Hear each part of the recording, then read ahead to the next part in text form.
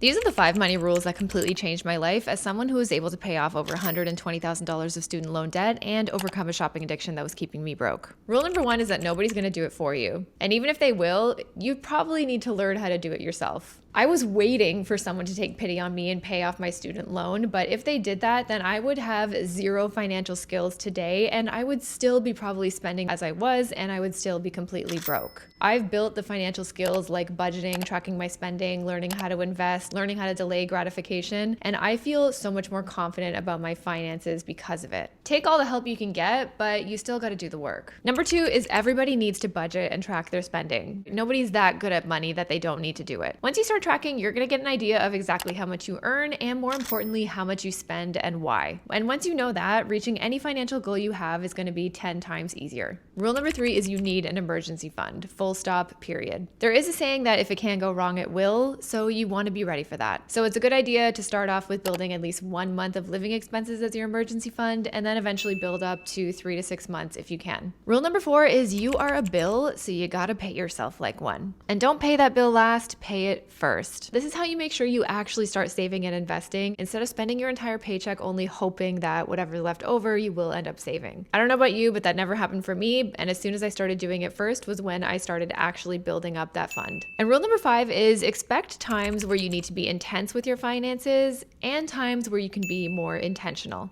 The fastest way to reach any goal with money is to do a combination of decreasing your expenses while increasing your income, which means you might have to make some sacrifices for a while. But there's other times where you can kind of cruise and just be more intentional with that spending. At the end of the day, I think money isn't all about restriction and hoarding. You can use it as a tool to, yes, meet your financial goals, but also to live your life. So there will be times when it makes more sense to make sacrifices versus times when you don't necessarily have to. And I think it's good to be open to that. And let me know in the comments some money rules that changed your life.